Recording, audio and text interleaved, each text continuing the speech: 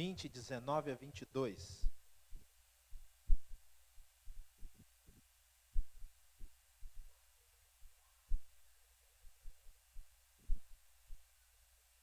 Isso, pega o Natan lá.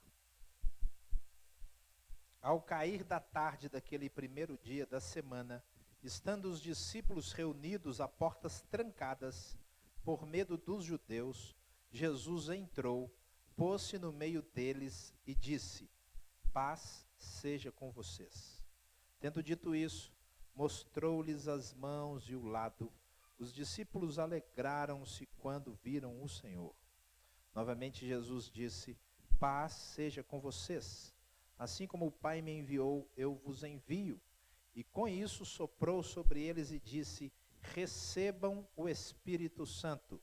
Se perdoarem os pecados de alguém, estarão perdoados. Se não os perdoardes, não estarão perdoados. Irmãos, eu já preguei nesta igreja, Igreja Cristã da Zona Sul, não neste lugar. Eu já preguei sobre este texto 3 vezes. Praticamente a mesma mensagem. Se ninguém lembrar, tudo bem, não vou ficar chateado, fique tranquilo, tá? Mas é a 4ª vez que eu vou pregar, porque eu amo esse texto. De qualquer forma, se você lembrar do que eu preguei, hoje eu vou inserir algumas novidades, porque não existe nada igual à Bíblia. Nada. Tem lugar, viu, irmãos? Eu sei que vocês são homens fortes e ainda querem crescer mais, mas nós temos vários lugares aí, se vocês quiserem assentar, vocês fiquem à vontade, tá bom? Só tem lá de cá então, tá cheio de lugar vazio. A palavra de Deus é única, porque você e eu podemos ir na palavra de Deus no mesmo texto 100 vezes. E o Espírito Santo pode falar conosco naquele texto, depois de 100 idas, mais de 1000 coisas diferentes. Só a palavra de Deus é assim. Por isso que ela é viva e eficaz. Não existe outro livro vivo. E nós, cristãos de meia tigela, medíocres, não lemos a palavra. Então já fica aí o primeiro puxão de orelha. Vai ler a Bíblia, meu irmão. Você vai crescer demais. Eu lendo esse texto, pela não sei qual vez, tenho novidades para dizer. Mas a minha mensagem hoje tem a ver com essa semana importantíssima, que é uma semana que nós vamos completar 1000 dias de busca de avivamento.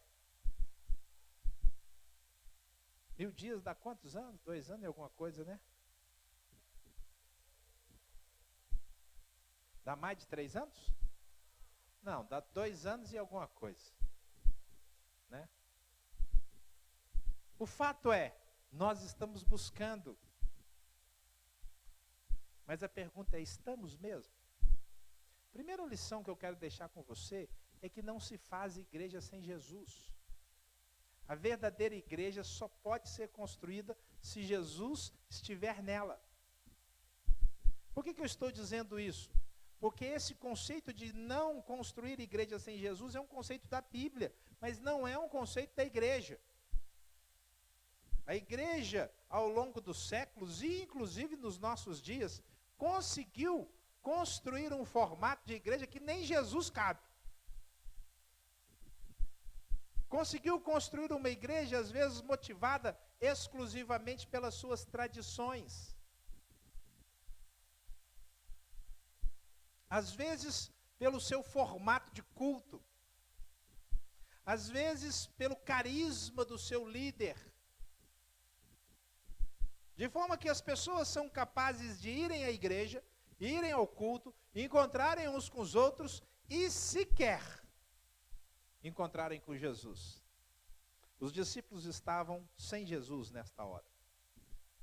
Se você prestar atenção, ao cair da tarde, no versículo 19 daquele primeiro dia, estando os discípulos reunidos a portas trancadas por medo dos judeus. Eles estavam sem Jesus. Jesus tinha morrido, ele já tinha ressuscitado, mas ainda não era uma crença corrente e forte.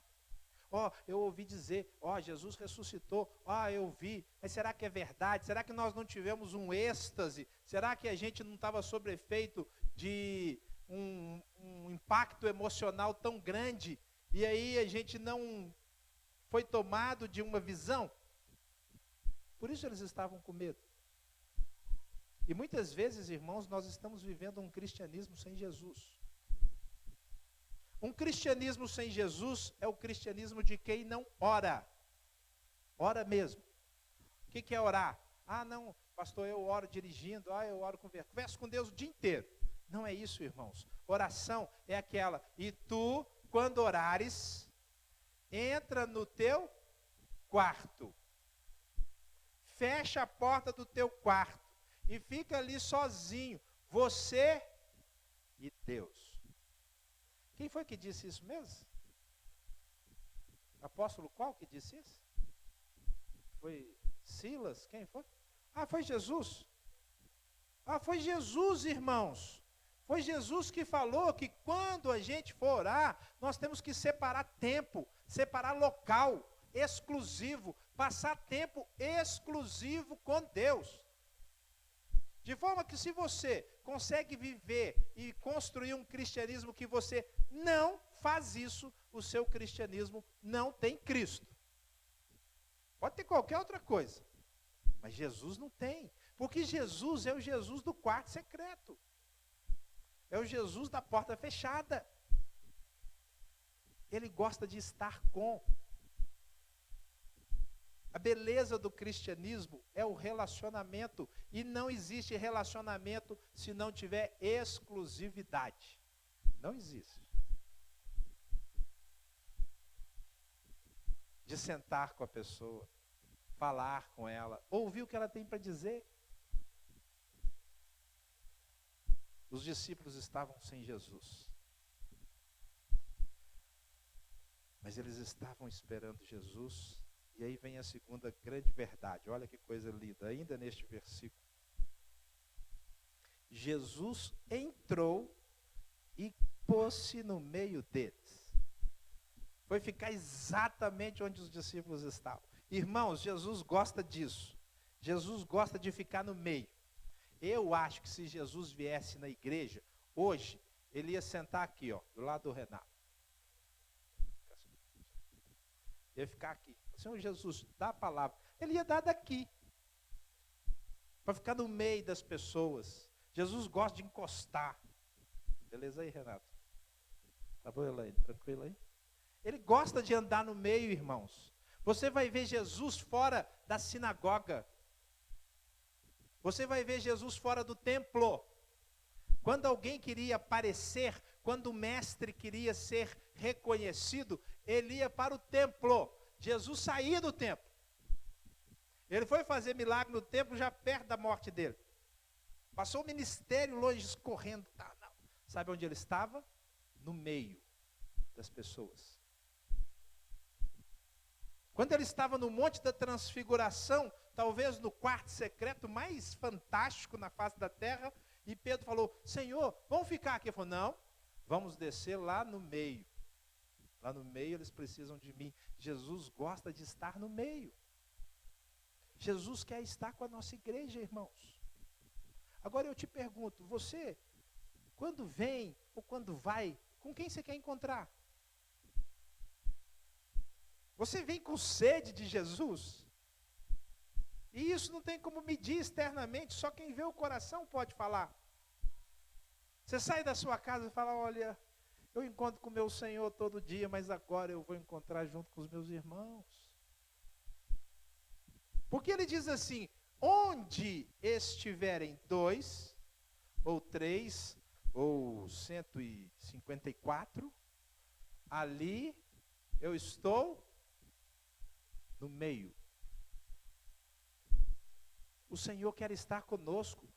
Mas a minha pergunta não é para o Senhor, é para você. Você quer encontrar o Senhor? Avivamento não é nada mais, nada menos do que encontrar Jesus.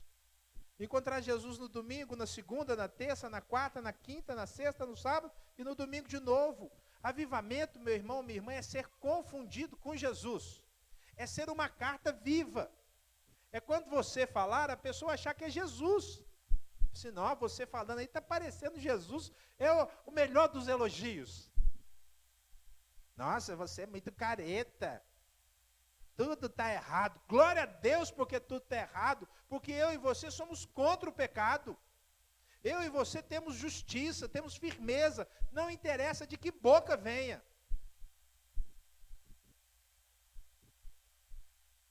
As pessoas costumam fazer vista grossa quando elas gostam. Então, quando a pessoa é de esquerda e os líderes da esquerda erram, os de esquerda fazem vista grossa.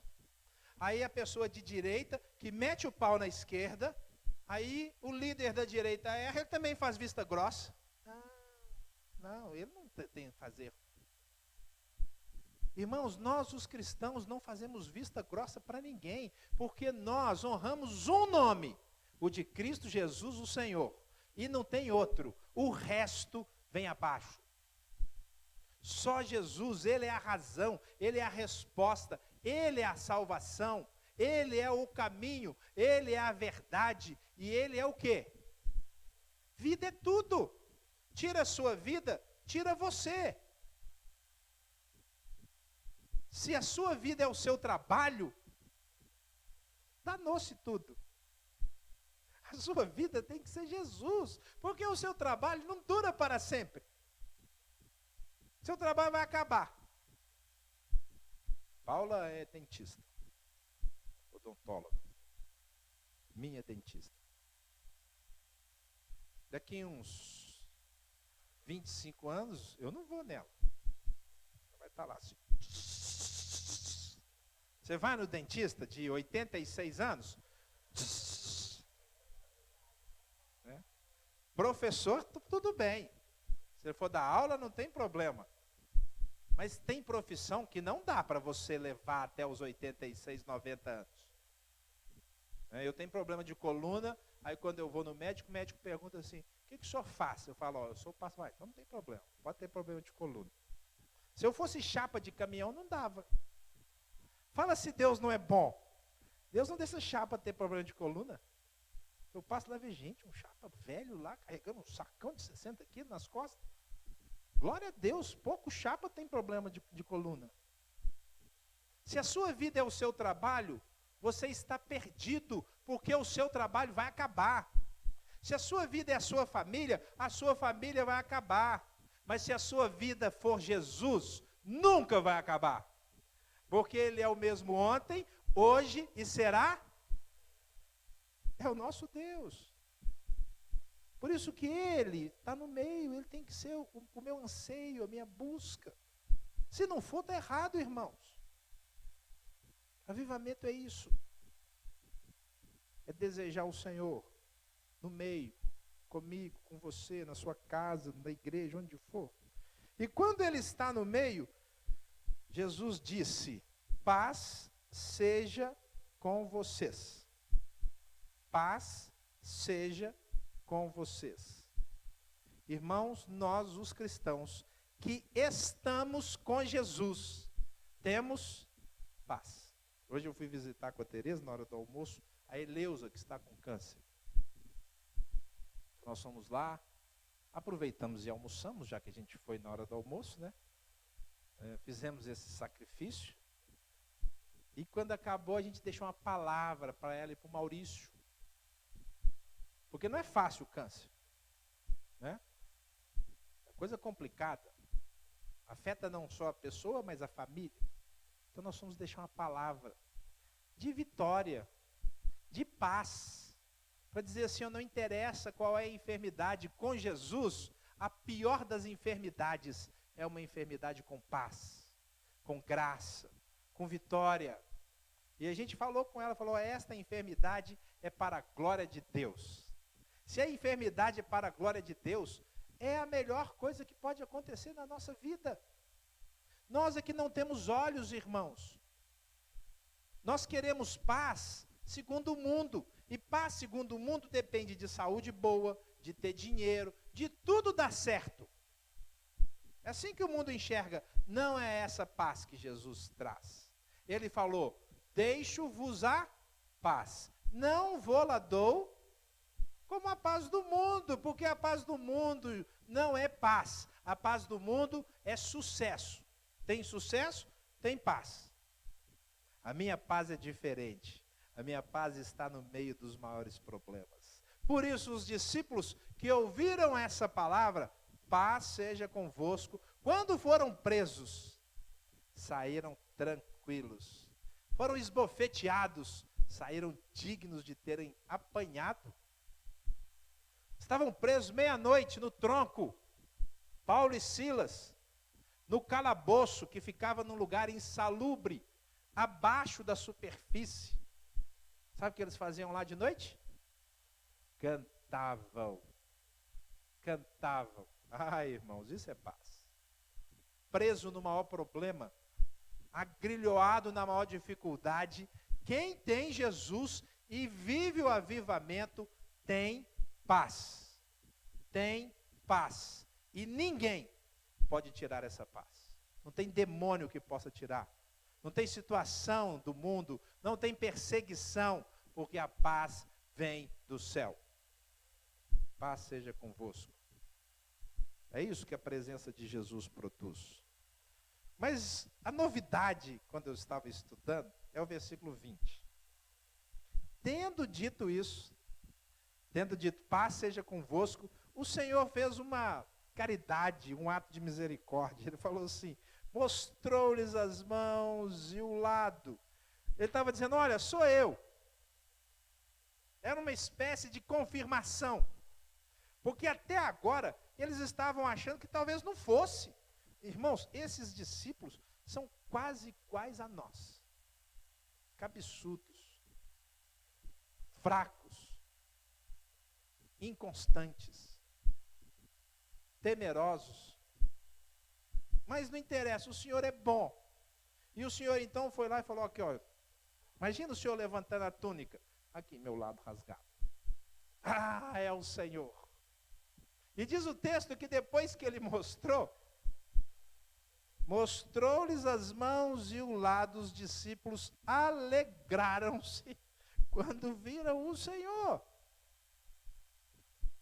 Avivamento é ver o Senhor, irmãos. Uma vez eu falei isso na igreja, e alguém falou assim, nem sei quem é, se foi você, não estou te ofendendo não, tá bom? Mas alguém falou assim, mas eu não preciso ver o Senhor. Não precisa. Ninguém precisa ver o Senhor. Tá? Dá para ir para o céu sem ver o Senhor. Mas eu quero ver o Senhor. Eu quero ver o Senhor. Eu quero ver o Senhor, se Ele me der a graça de tocar nele. Fala, Senhor, deixa eu ver a chaga aí. Porque o Senhor é uma pessoa. E o avivamento é ver. No ano da morte do rei Uzias, diz o profeta Isaías o quê? Eu vi o Senhor. E o Senhor não tem problema em aparecer. Avivamento é quando a gente transpõe o rio da religiosidade. Não é essencial para ir para o céu, não é. Mas é um desejo, é um coração pulsante de quem quer ver, de quem quer encostar. Se eu encostar nem que seja na barra da veste. Lembra de uma mulher? Eu vou lá porque se eu encostar, eu fico pensando como ela queria encostar no Senhor. E às vezes, irmãos, nós queremos encostar no dinheiro, nós queremos encostar num carro, numa casa, num filho que a gente não tem, numa cura, mas no Senhor a gente não quer. Então o desafio é esse, é ver. E o Senhor quer ser visto. Saulo ia para Damasco com um bando de soldados e de repente o Senhor apareceu na frente daquele grupo inteiro. Só uma pessoa viu o Senhor e ficou cego. O resto voltou vendo. Mas o texto diz que eles não viram. Ouviram a voz, mas não viram ninguém. Mas aquele homem que viu, ficou cego 3 dias. Foi uma visão tão fantástica. fantástica que os olhos dele se fecharam para o resto. Aquela cegueira foi uma das melhores coisas que aconteceram na vida de Saulo, porque ele parou de ver. A última coisa que ficou na mente dele foi a visão de Jesus, que já tinha morrido, irmãos. Jesus aparecer para Saulo e Jesus aparecer hoje é exatamente a mesma coisa, não tem diferença.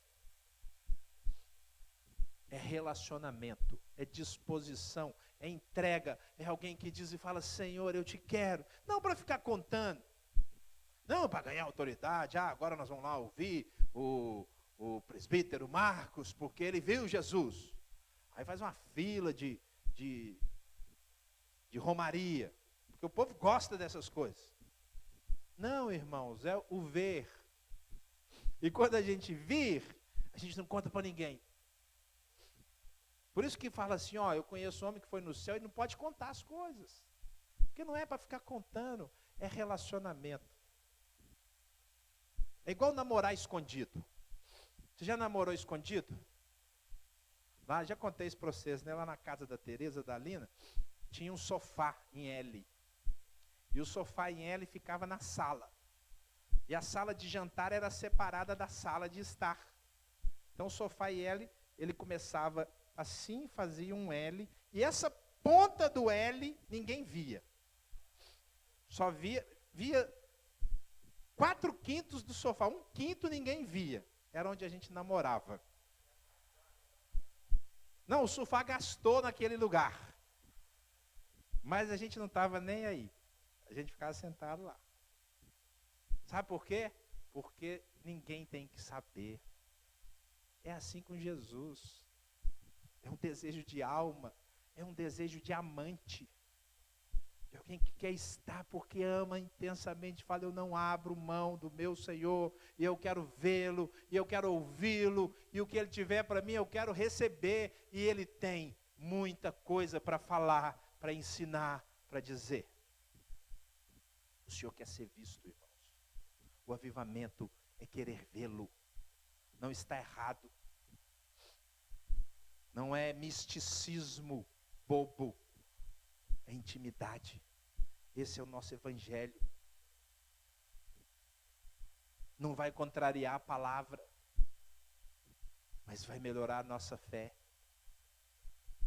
Porque Paulo viu Jesus, quando ele falava da ressurreição, ele não falava de alguma coisa que ele creu. Ele falava de alguém que ele tocou. Ninguém precisa provar isso. Então, esse é o desafio do avivamento. É estar com Jesus e desejá-lo. Eu creio que foi por isso que o Senhor colocou na Bíblia o livro de Cantares. Porque o livro de Cantares é um livro de declaração de amor. É um livro meio esquisito para estar na Bíblia. Mas está. Assim, eu sou do meu amado, e o meu amado é meu. É um livro de declaração de amor. Como está na Bíblia, a gente sabe que a Bíblia é a palavra de Deus. Tudo bem, eu posso aplicar o meu casamento aos casamentos, mas ali o Senhor está dizendo assim: você é meu amado.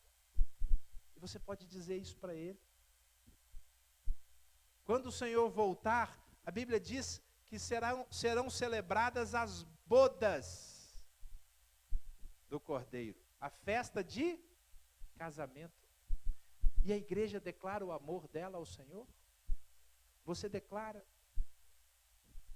Lá na sua oração, você ajoelha e fala: Senhor, como eu te amo, como eu te quero, eu não posso viver sem o Senhor. Você elogia o Senhor?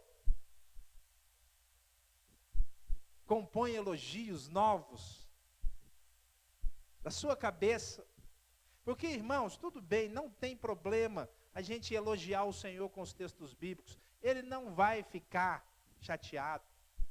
Mas eu creio que quando a gente começar a desenvolver o avivamento, a intimidade, você vai compor os seus elogios. E eu vou falar a verdade, os seus elogios que saem do fundo da sua alma, do seu jeito, são mais espontâneos e íntimos do que o que você vai tirar da Bíblia. E eu não estou desmerecendo a Bíblia. Eu estou dando mérito ao relacionamento de intimidade, que é o que o Senhor quer. Ele quer amigos. A Teresa falou no Louvores de manhã, eu quero amigos. Jesus gosta de amigos. Quando ele apareceu, no capítulo 21, não precisa abrir, ele foi para a praia. E aí os discípulos estavam pescando, e aí eles viram um homem lá fazendo churrasco de peixe, e falaram, o cara está lá, e viram que era Jesus, e desceram correndo, Pedro pulou primeiro, e aí eles comeram com Jesus. Aí teve uma hora que Jesus chamou Pedro, falou, Pedro, vamos andar na praia. Vem cá, Pedro. Pedro era careca. O filme de Pedro é careca, né? Aí saiu andando na praia. Imagina Jesus andando na praia. E aí, Pedro, sabe o que eu quero que você faça? Apacenta as minhas ovelhas. Andando na praia, irmãos.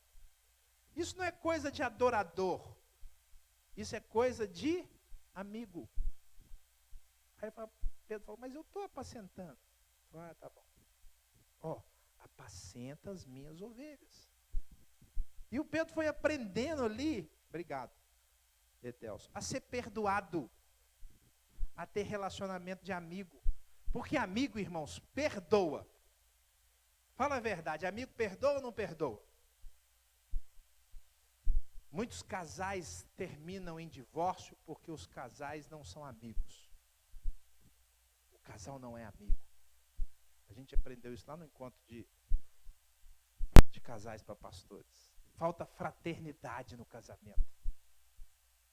Aí quando falta fraternidade e eles brigam, nunca mais esquece. Nunca mais esquece a ofensa. Mas amigo não está nem aí. Amigo ofende, depois encontra. E os amigos do mundo, irmãos, desculpa aí falar essa comparação horrorosa, eles são melhores do que a gente, porque eles encontram mais e sentam em volta de uma mesa redonda e ficam lá tomando cerveja. Rindo. Sabe o que eles gostam? De ficar juntos uns com os outros. Sabe por quê? Porque eles são amigos. Essa reunião aqui, irmãos, essa que nós estamos tendo, chamada culto público, não supre a necessidade de relacionamento, de amizade entre nós. Não supre. Aqui nessa reunião, não dá para você demonstrar o seu amor ao seu irmão. Não dá. Se der 5%, amor você demonstra, como hoje nós somos lá. Lá em, não sei aonde lá, longe, Serra Azul, Cajuru, lá em Cajuru, longe, domingo. Aí fomos lá, ela fez ovo caipira para mim. Eu gosto de ovo caipira, irmãos. Ela fez 5 ovos para mim. Aí eu falei, é para quem? Eu falei, só para o senhor, pastor. Eu falei, ninguém mais quer? Não, aí eu tive que comer, que é desfeita você não comer. Fala a verdade. Se eu vou lá, na casa da pessoa, tem que comer. Né? Irmãos, amizade acontece e se constrói quando você separa para estar com.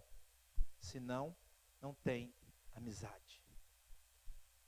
Jesus precisa de amigos. Ele quer amigos. Me veio uma coisa aqui à mente. Já imaginou se os melhores amigos do Senhor Jesus estiverem só no céu?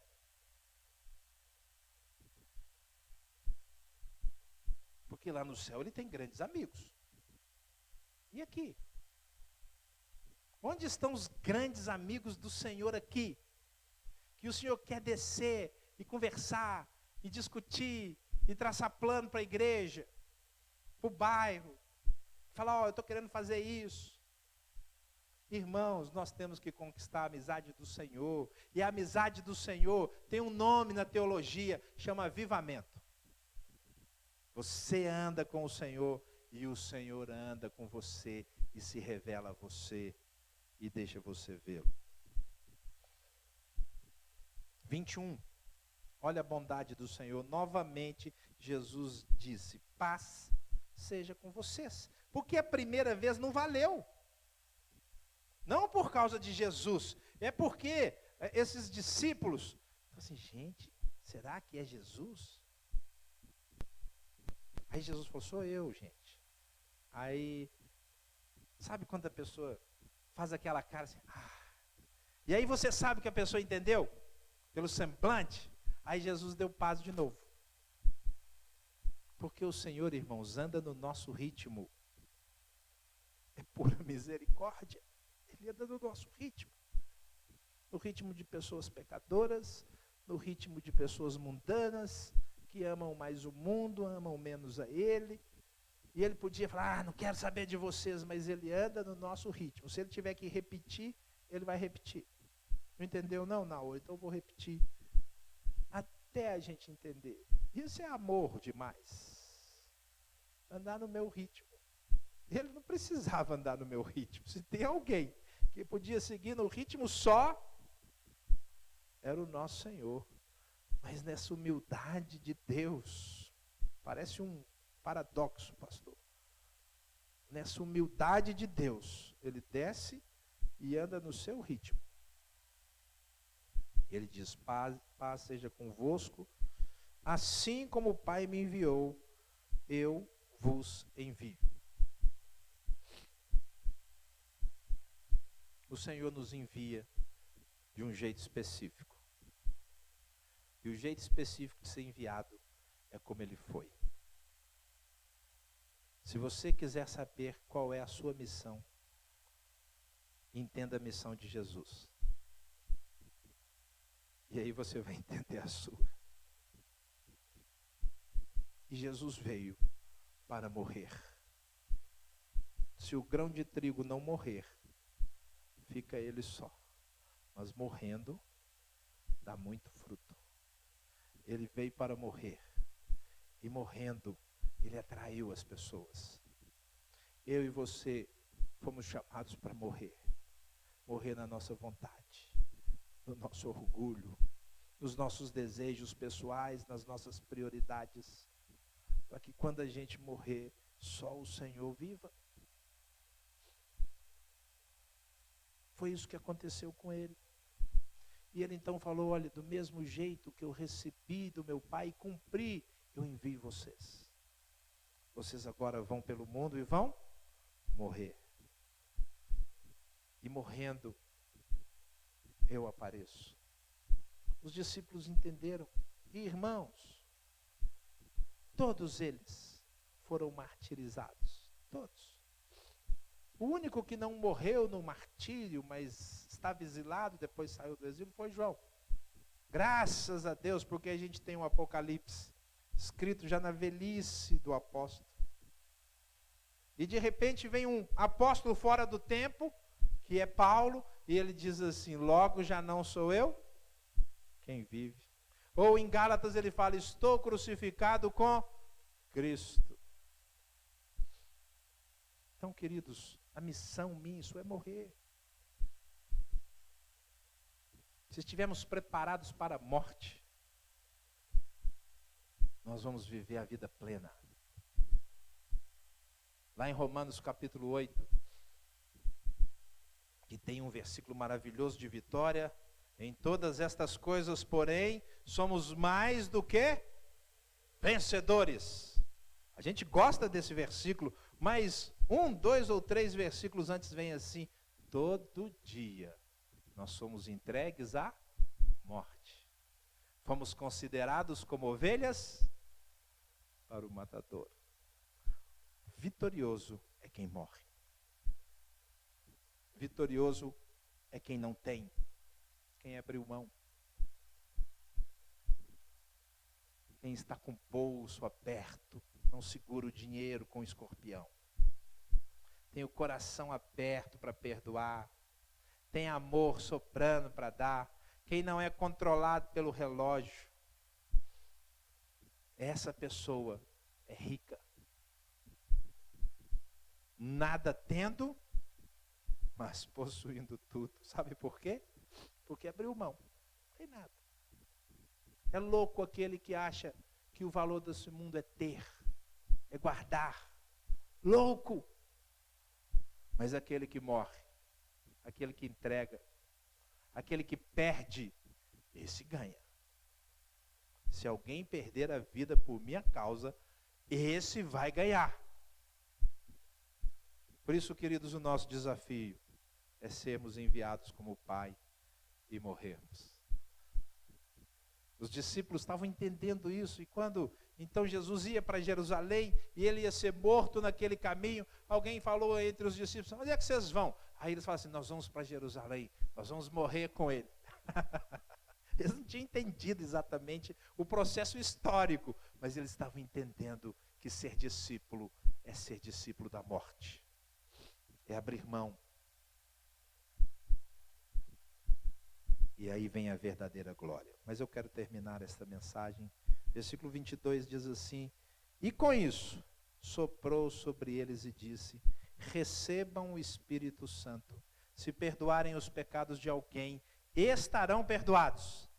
Se não os perdoarem, não estarão perdoados.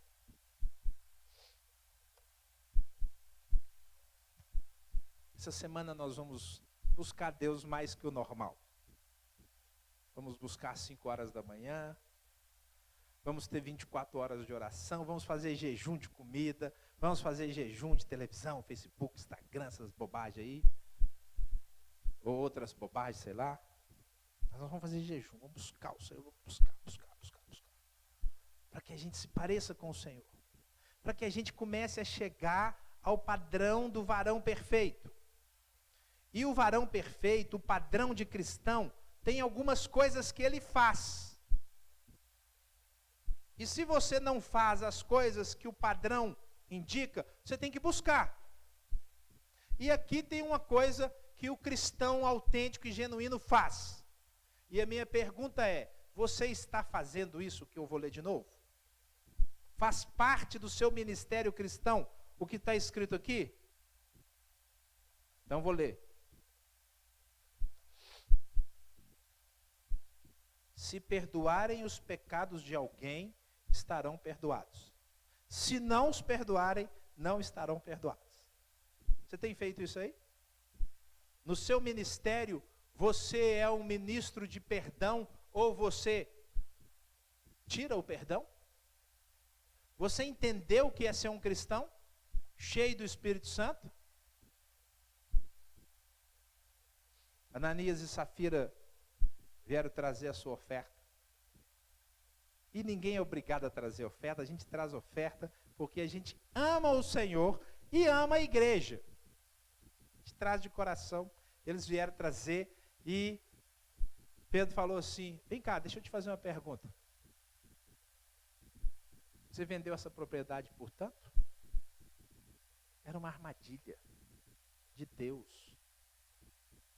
Porque aquela pessoa, tanto Ananias quanto Safira, estavam mentindo, estavam vivendo uma vida hipócrita, estavam vivendo, irmãos, uma vida dupla. Na igreja eles eram um, mas fora da igreja eles eram outro. Eu não estou falando de um pecado que você escorrega aqui ou ali, estou falando de uma vida dupla. O cristianismo não pode ser cristianismo de vida dupla. A vida tem que ser autêntica. O que pode acidentalmente é você pecar, um ou outro, e pode até ser grave. O pecado é para ser perdoado mesmo, mas vida dupla não pode. E a palavra de Deus diz que quando tanto o homem quanto a sua esposa mentiram, o perdão foi retido. Eles caíram mortos. Quando a palavra de Deus diz assim: se vocês perdoarem, os pecados serão perdoados. Se vocês retiverem, eles serão retidos. Ele está dizendo assim: quem é cheio do Espírito Santo tem autoridade. Tem autoridade. Tem discernimento. Conhece o que ninguém conhece. Tem olhos como chama de fogo, que o Senhor colocou à nossa disposição. Nós fomos chamados para vivermos uma igreja cheia do Espírito Santo. O avivamento não é mais um homem conduzindo, um conselho conduzindo, é o Espírito Santo dominando. Em cima, embaixo, no meio das crianças, no meio das mulheres, nos pré-adolescentes, nos adolescentes, não interessa. O avivamento, irmãos, acaba com aquilo que a gente conhece como tradição e começa um novo momento. O avivamento leva as pessoas ao arrependimento máximo. Não interessa manter uma aparência. O avivamento mexe com a estrutura, porque o Espírito Santo domina. Por isso ele falou assim: recebam o Espírito Santo.